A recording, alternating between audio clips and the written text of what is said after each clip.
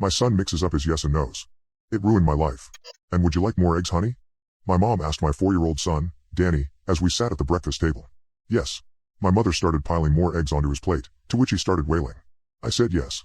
My mom gave my wife and I a confused look. I'm sorry, Danny, does yes mean something different in your home? She asked. I explained to her that Danny's been getting his words mixed up. We're going to take him to a speech therapist once we get home. Just last week he threw a tantrum at daycare because he said no to a cookie, and was upset that all the other kids got one and he didn't. Well, if you say so. I'll go give Danny a bath, and then we can head out to the London Eye. Are you excited to go on the big Ferris wheel, love? My mother asked. No. Danny excitedly exclaimed, throwing his hands into the air, and we all laughed. This trip was almost perfect.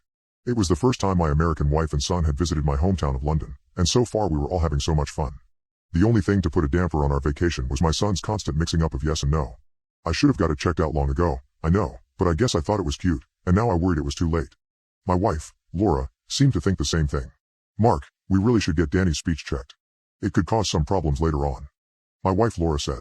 I mean, it's bad enough when you got a British accent from hanging around you. Well, like father, like son, I joked, and we laughed. Just then my mum walked towards us, Danny in tow. He was holding his favorite stuffed animal, a Dalmatian plush he called Doggy, in his hands. He insisted on bringing Doggy along with him on our trip. Are you sure, love? I don't want Doggy to get lost.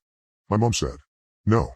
I'm bringing him, Danny said stubbornly, and I laughed as I hoisted him up onto my shoulders. It really was a lovely day. We walked around London, took Danny and my wife to ride on their first double-decker bus, rode the London Eye, all that tourist-wise stuff. We ended it off by getting Danny some ice cream. Danny still kept all of his energy throughout the day, even as the adults slowly got more tired. He was running up ahead of us, which my mom and I had no problem. We both grew up here, we knew the area. Once he got out of our eye shot though, we began to call him back. Danny? Danny. I called, but he didn't come back. After 2 hours of searching, we called the police. After 2 days of searching, he was officially reported missing. I ruined my life looking for him. I made Laura sell our house in the USA so we could move in with my mom to continue searching for him. Every day, I'd wake up at 5 a.m. to search the city, not coming home until 10 p.m. that night. I wouldn't eat with my mom and Laura. In fact, most days I wouldn't eat at all. I became more irritated by small things. I started taking my anger out on Laura. Every week I'd send in a new police report, hoping they would do something about it. They never did. There wasn't enough evidence. They would say, it's a cold case. Laura left me 3 years after Danny disappeared. She said she had moved on. It was time I did the same. Mom died from a heart attack 6 years after that. I was alone. No son, no wife, no mom, and it was all my fault. Danny had been gone for 9 years. He would have been 13 now. Then I heard something that rocked my world.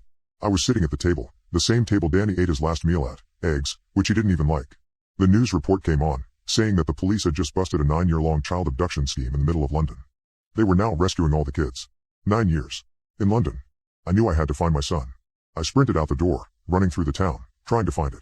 There, by the abandoned building I had passed so many times, was a huge section covered in caution tape and surrounded by officers. I could see hundreds of dirty, skinny children, and I knew Danny could be in there. I tore through the caution tape as police chased after me. I screamed my son's name as I avoided all the officers. Then something dropped at my feet. It looked like a lumpy, dirty rag, but upon further inspection, I could see it was Doggy. Daddy? A boy said.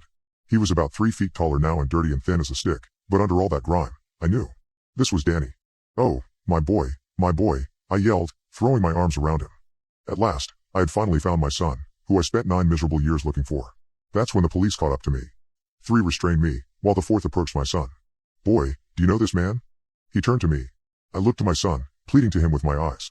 Danny, please, I whispered. The 3 policemen tightened their grip around me. Danny looked to me, then back to the officer. No, he said, and the 3 policemen all picked me up with ease and carried me into their policevan. Danny. Wait, Danny. That's my son, he's my son. He has a speech issue. I loved him with all my heart, you can't take him away from me again. And as we drove away, I could see Danny one last time. He followed me with his eyes, and mouthed one last thing to me. Bye, Daddy.